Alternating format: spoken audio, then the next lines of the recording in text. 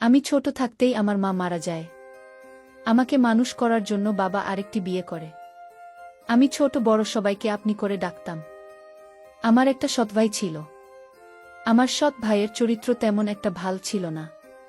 আমার সৎ ভাই আমাকে খারাপ নজরে দেখত। আমি অনেকবার নিষেধ করা সত্ত্বেও সে আমার দিকে বাজে দৃষ্টিতে তাকিয়ে থাকত। আমি আমার ভাইকে বলেছিলাম, ভাইয়া আমি তো তোমার ছোট বোন। আমার বয়স মাত্র 12 বছর। আমার বয়সটা কম হলেও আমি তোমার মনের ইচ্ছাটা বুঝতে পারি। সৎ ভাই আমাকে বলল, তুই কি বুঝিস না রে? আমি বললাম, ভাইয়া আমি দেখতে অনেক সুন্দর সবাই বলে, আর তুমি আমার দিকে এভাবে তাকালে আমার ভীষণ খারাপ লাগে।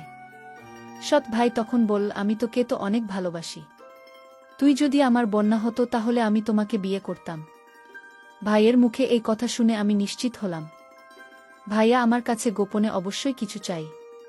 কিন্তু তার চরিত্র এত খারাপ ছিল যে এলাকার মেয়েরা তার নামে দুদিন পর পর বাড়িতে নালিশ আসত। আমি আমার সৎ ভাইকে খুব ভয় পেতাম। আমার একদিন কিছু টাকার প্রয়োজন ছিল, কিন্তু টাকা আমার মা দেয়নি। আমার সৎ ভাই বলেছিল, আমি তোকে টাকা দিব, কিন্তু তুই আমার একটা কথা রাখবি, যে কথাটা কাউকে বলা যাবে না, শুধু তুই আর আমি জানব। আমি বললাম, কি কথা? যদি রাখার মতো হয় রাখব। আমার সৎ ভাই বলেছিল, তুই একদিন আমার বন্ধুর বাসায় যাবি আমার সাথে বেড়াতে। আমি বললাম, আমার সেখানে কেন যেতে হবে? আমার ভাইয়া বিভিন্ন কৌশলে আমাকে তার বন্ধুর বাসায় নিয়ে গেল। আমিও বলেছিলাম, ভাই আমার 1000 টাকার প্রয়োজন, তুই যদি টাকা দিস তাহলে আমি যাব। সে বলল, 1000 টাকা কোনো ব্যাপার হলো, আমি তোকে 5000 টাকা দিব। কিন্তু শোন, আমার বন্ধুর বাসা অনেক দূরে। আমার বন্ধুর বাসায় আজ বিয়ে, আজকে ফিরে আসতে পারবো না। একটা দিন বন্ধুর বাসায় থাকতে হবে। আমি আমার সৎ ভাইয়ের সেই মতো তা বুঝতে পারিনি। আর সেদিনই ঘটে আমার সাথে এক করুণ দুর্ঘটনা। যে ঘটনাটি ঘটেছিল সেটা আসলে আমি কেন কোনো মেয়েমানুষের পক্ষে মেনে নেওয়া খুবই কষ্ট দেয়। যাই হোক, আমি আমার সেই ভাইয়ের কথায় আমি তার বন্ধুর বাসায় গেলাম। তারপর বন্ধুর বাসায় রাতে খাওয়া দাওয়া শেষ করে শুতে গেলাম। আমি যে ঘরে শুয়েছিলাম সেই ঘরে আমার ভাই ছিল। আর গভীর রাতে ভাই আমাকে জোর করে। বাকি বিষয়টা গল্পতে বলছি, তাহলে শুনুন আমার বাস্তব জীবনের গল্পটা। আমার নাম তিন আক্তার। গরিব পরিবারের মেয়ে আমি।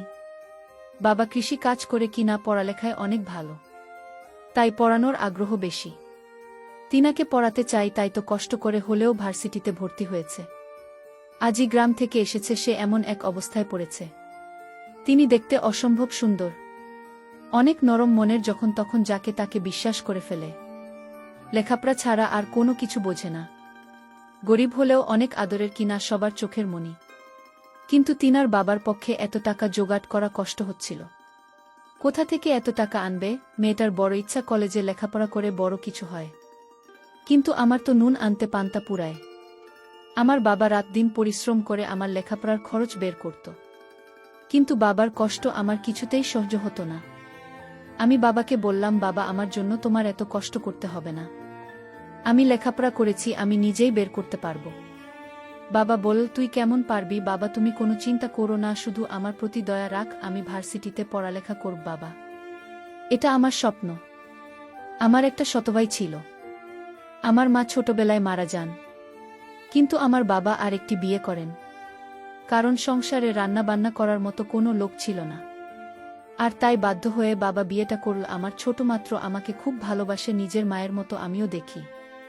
কিন্তু আমার একটা ছোট ভাই ছিল, তার নাম রফিক। সে লেখাপড়ায় খুবই কাঁচা। লেখাপড়া না করে সারাদিন আড্ডা মারে বন্ধুদের সাথে। লেখাপড়ার প্রতি তার কোনো আগ্রহ নেই। আমার সব ভাইয়ের কোনো মতো ভালো না। সে কিছুদিন আগে বন্ধুদের সাথে যোগ করেছে, একটা ছেলেকে মেরেছে।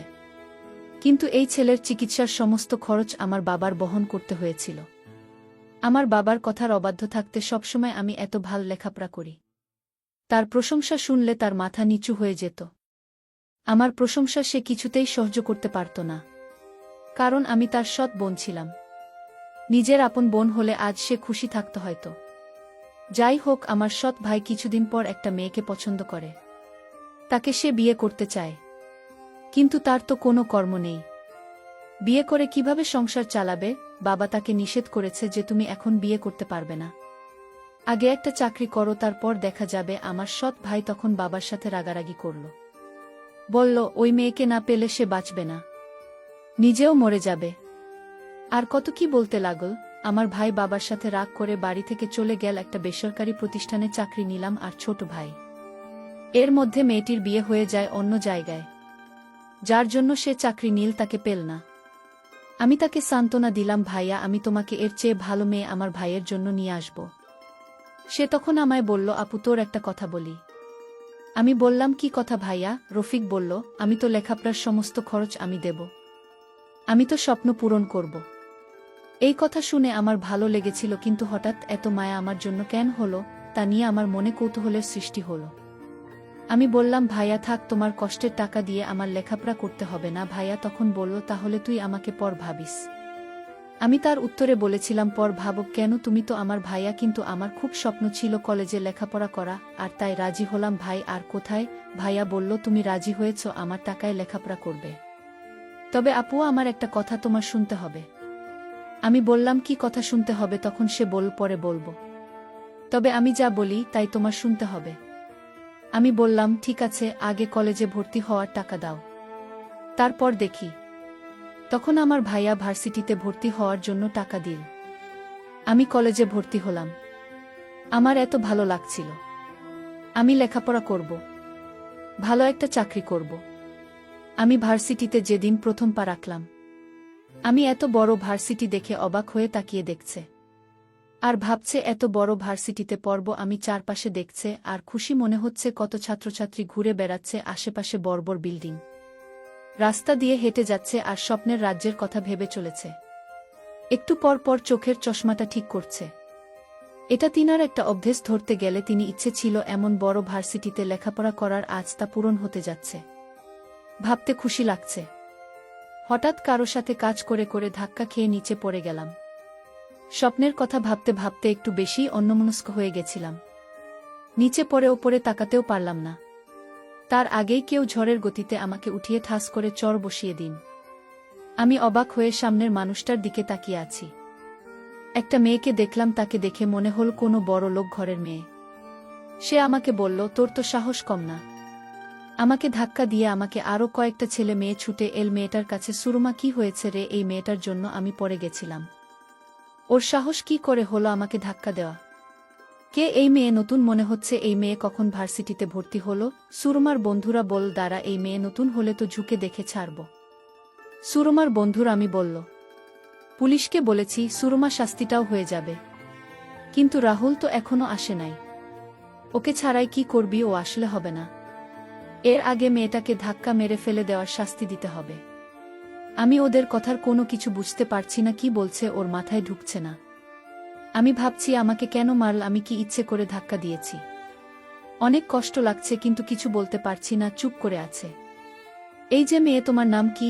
একটু ভয় পেয়ে বললাম, আমি কি না? একটু দেখে চলতে পারলে না? এখন তো ওরা তোমাকে প্রতিশোধ নেবে। তুমি দেখে চললে এমন হতো না। আমি কথাগুলো ভাবছিলাম। হঠাৎ ওই ছেলে সেগুলো বললে, এরা সবাই আমার দিকে আসছে দেখে আবার তাদের কাছে চলে গেল। এত জোরে থাপ্পড় দিয়েছে, আবার আমাকে মারবে কেন? সবাই আমার কাছে এসে নাম কি, বাড়ি কোথায়, কিসে পরিষদ জিজ্ঞেস করতে লাগল। তারপর আমাকে গান গাইতে বলল। আমি গান পারি না বলাতে আমাকে কানে ধরে রেখেছে। এদিকে সিয়াম আজ একটু দেরি করে ভার্সিটিতে এসেছে। এসে দেখে সবাই ভিড় করে দাঁড়িয়ে আছে। সিয়াম আসার সাথে সাথে সবাই ভিড় কমিয়ে চলে গেল, আর সব মেয়েরা হা করে তাকিয়ে আছে। কারণ সিয়াম হচ্ছে ভার্সিটির সবার সিনিয়র। সব মেয়েরা জয়ের দিকে হা করে তাকিয়ে আছে। সিয়াম গাড়ি থেকে নেমে ওর ফ্রেন্ডের দিকে যেতে লাগল। এখানে কি হয়েছে? এত ভিড় জমাচ্ছে কেন? আমাকে তখন ছেলেটি জিজ্ঞেস করল, তুমি কে আর তুমি আমার বান্ধবীকে ধাক্কা মেরে ফেলে দিলে কেন? আমি তাকে বললাম, দেখুন, আমি না দেখে তার সাথে ধাক্কা লেগে গেছে, আর এর শাস্তি হিসেবে আমাকে চড় মারলেন। তাও কি তাদের আমাকে প্রতিশোধ নেওয়ার বাকি আছে? তখন হঠাৎ লক্ষ্য করলাম আমার ভাই আসছে কলেজের দিকে। আমি মনের ভিতর খুব সাহস হচ্ছে, ভাইয়া যখন আসছে তাহলে ওদের হাত থেকে আমার ভাই আমাকে রক্ষা করবে। কিন্তু আমার ভাইয়ের রূপ দেখে আমি অবাক হয়ে গেলাম। আমার ভাইয়া বলল, সিয়াম আমার বন্ধু, আর বন্ধু বান্ধবীকে তুমি ধাক্কা দিয়ে মাটিতে ফেলে দেওয়ার কারণে তোমার অনেক শাস্তির বাকি আছে। আমি ভাইয়াকে বললাম, ভাইয়া আমি তোমার বোন, তুমি ওদের পক্ষে কথা বলছো। ভাইয়া তখন বলল, চুপ, কে তোর ভাই? আমি কারো খাই না। ওর বান্ধবীকে মারার জন্য আজ তো রেহাই নেই। তোর কত বড় সাহস, তুমি আমার বন্ধু বান্ধবীকে মারলে, এর জন্য তো মাসুল দিতে হবে। আমার চোখের পানি কিছুতেই আটকাতে পারলাম না। মনে মনে ভাবলাম, আর যদি সে আমার মায়ের পেটের ভাই হতো তাহলে কখন ওদের পক্ষ নিয়ে কথা বলতো না, নিজের বোনের জন্য জীবন দিয়ে দিত, তা ও বোনকে বিপদে ফেলে চলে যেত না। আসলে পর কখনো আপন হয় না, হতে পারে সে আমার ছোট ভাই। 7 ভাই এরকম আচরণ করবে? আমি তখন কান্না করতে লাগলাম। আমার কান্না দেখে ওরা হাসতে লাগল আর বলতে লাগলো, কেঁদে কোনো লাভ নেই। আমার ভাই হঠাৎ বল, আমার সাথে চল। আর ওরা বলল, আজ তুই বেঁচে গেলি তোর ভাইয়ের জন্য। ভাইয়া বলল, আমি তোকে টাকা দিয়ে কলেজে ভর্তি করিয়েছিস, এই টাকার কথা কি ভুলে গেছো? আমি বললাম, কি করতে হবে আমাকে বলো, আমি তোকে নিয়ে আমার বন্ধুর বাসায় যাব। আমি বললাম, বন্ধুর বাসায় কেন? রফিক বলল, আমি তো আগেই বলেছি তুই আমাকে কোনো প্রশ্ন করবি না। আমার সব কথা তো শুনতে হবে ভাইয়া। বলছি, আজ আমার মনটা ভীষণ খারাপ, কারণ আমি আজ প্রথম ভার্সিটিতে এসেছে, অপমানিত হয়েছি, আমি আজ কোথাও যাব না। অন্যদিন বলিস তোর বন্ধুর বাসায় গিয়ে বাসবনে। আমার ভাইয়া তখন খুব রাগান্বিত হয়ে বলল, এখন বলেছি এখনই যেতে হবে। আমি ভাইকে বললাম, ভাইয়া প্লিজ, আমার খারাপ লাগছে, আমি আজ তোর সাথে কোথাও যেতে পারবো না। এই কথা বলতে আমাকে একটা জোরে চড় মারে ভাইয়া। আমি কান্না করে বললাম, ভাই তুই জন্মান, আমার আপন ভাই হলে আমাকে এভাবে মারতে পারতো না। ঠিক আছে, আমি যখন তোর কাছ থেকে টাকা নিয়ে ভুল করেছি, তাহলে এই ভুলের প্রায়শ্চিত্ত আমার দিতে হবে। ভাইয়া নামক পাশের মানুষটি বলল, গাড়িতে। আমি কোনো কিছু না বলে চুপচাপ গাড়িতে উঠে পড়লাম। তারপর সে আমাকে তার বন্ধুর বাসায় আমাকে নিয়ে গেল এবং বলল, আমি তোর এখানে কেন এনেছি জানি? আমি বললাম, কেন আনলে এখানে? তখন একটা বয়স্ক লোককে আমাকে দেখিয়ে বলল, ওই লোকটিকে বিয়ে করতে হবে। তোর ভাইয়া বলল, ওই যে মানুষটিকে দেখতে পাচ্ছি, ওর সাথে তোর বিয়ে দিব। আমি বললাম, এটা কোনোদিন সম্ভব না। ভাইয়াকে বললাম, ভাইয়া আমার একটা পছন্দ আছে, আর সেই পছন্দের উপরেই জোর চালাতে পারিস না। ভাইয়া তখন বলল, বসে বসে আমার বাবার সব টাকা শেষ করেছিস তুই। আমার বাবা আমাকে তেমন একটা ভালোবাসেন না, শুধু তোর জন্য। আর তাই তো কে আর সঙ্গে হচ্ছে না তোর জন্য। আমি বাবা আমার প্রতি তেমন নজর রাখে না, ভালোবাসে না, শুধু তোর কথা ভাবে। তাই আমি মনে মনে ভেবেছি তোকে ওই লোকটার সাথে বিয়ে দিয়ে দিব। লোকটা অনেক টাকার মালিক, একটু বয়সটা বেশি। আর কি, বয়স বেশি হলে সমস্যা কি? আর আমি ওই লোকটার কাছ থেকে টাকা নিয়ে কলেজে ভর্তি করিয়েছি। আমি অনেক দিন যাবৎ তার কাছ থেকে টাকা নিয়ে চলেছি। আমি তখন ভাইয়াকে বললাম, এই লোকের সাথে আমার বিয়ে দিলে আমার জীবনটা শেষ হয়ে যাবে, ভাইয়া প্লিজ। ভাইয়া তখন বলল, আমি কোনো চাকরি করিনি, চাকরি আমার মিথ্যা বানানো নাটক ছিল। আমি তখন আমার ভাইকে একটা থাপ্পড় মেরে বললাম, এই তো প্ল্যান ছিল, আমি কোনোমতে এখান থেকে পালিয়ে আসলাম। বাবার কাছে কান্না করে সব বলে দিলাম। বাবা তখন আমায় সান্ত্বনা দিয়ে বলল, আজ তোর মা বেঁচে থাকলে এমনটা হতো না। তোর ভাই টাকার কাছে বিক্রি হয়ে গিয়েছে। যেভাবে টাকার লোভে পড়ে নিজের বোনকে একটা বয়স্ক লোকের সাথে বিয়ে দিতে চায়, সে তো ভাই না। তোর ভাই নিজের স্বার্থের জন্য তোকে কলেজে ভর্তি করল। ওই দিনও আরও বড় হয়ে যাচ্ছে। আমি বাবাকে বললাম, বাবা তুমি ওকে এখন কিছু বলো না, ওকে ভালো করার দায়িত্বটা আমার হাতে তুলে দাও। ওকে কিভাবে ভালো করতে হবে তা আমার জানা আছে। আর যদি আমি ওর আপন বোন হতাম তাহলে আমার সাথে এই নাটকটা করতে পারতো না। যাই হোক, কিছুদিন পর রফিক বলল, বোন চল আমার বন্ধুর বাসায় বেড়াতে যাই। আমি তখনও জানতাম না আমার সাথে কি ঘটবে। আমি আমার ভাইয়ের কথায় রাজি হলাম। তাছাড়া সে বলেছিল কলেজে ভর্তি হওয়ার জন্য যা টাকা লাগে সে দিবে। আর তাই তো আমি তার বন্ধুর বাসায় যেতে রাজি হয়েছিলাম। কিন্তু আমাকে কিসের জন্য তার বন্ধুর বাসায় নিয়ে যাবে, আমি সেটা নিয়ে দুশ্চিন্তায় পড়ে গিয়েছিলাম। কিন্তু আমি সিদ্ধান্ত নিলাম, আমি তার রহস্যতে আমার জানতে হবে। আর তার কথায় রাজি হয়ে তার সাথে বন্ধুর বাসায় গেলাম। রাত যখন গভীর হল, আমি একটা আলাদা রুমে ঘুমাচ্ছিলাম। হঠাৎ আমি দেখতে পেলাম আমার ভাই আর 3 বন্ধু আমার রুমে হাজির। আমি তাদেরকে বললাম, এত রাতে তোমরা এখানে কেন? তারা বলল, তোমার ভাই টাকার লোভে তোমাকে আমাদের হাতে তুলে দিয়েছে। আমি তাদের কথা শুনে আমার আত্মা কেঁপে উঠল। আমি তখন কান্না করে বলছিলাম, আর যদি সে আমার আপন ভাই হতো তাহলে সে আমার সাথে এমন অন্যায় এটা করতে পারত না। কিন্তু আমার ভাইয়ের বন্ধুরা বলল, আমরা তো তোমার কান্না শুনতে আসিনি, আমরা যে কারণে তোমার ভাইকে টাকা দিয়েছি সেটা পেলেই আমরা চলে যাব। আমি তখন অসহায় হয়ে বললাম, দেখো আমি গরিব ঘরের সন্তান, তোমরা আমার সাথে এমন অন্যায় করো না। কিন্তু তারা আমার কোনো অনুরোধ শোনেনি। বরং তাদের যে পাওনা ছিল তা আমার কাছ থেকে একে একে আদায় করে নিল। সব শেষে তারা যখন চলে গেল, আমি আমার ভাইকে বললাম, তুই একটা মানুষ, তুই একটা পাষাণ, তুই কি করে আমার এত বড় ক্ষতি করলি? এই কথা বলে আমি চলে এলাম। কিছুদিন পর সৎ ভাই এটা একটা রোড অ্যাক্সিডেন্টে মারা যায়। আমি মনে মনে ভাবছিলাম, এটাই বুঝি তার পাপের ফল, অকালে চলে যাওয়া। আমি সেদিন তার জন্য বিন্দু পরিমাণ কষ্ট উপভোগ করিনি।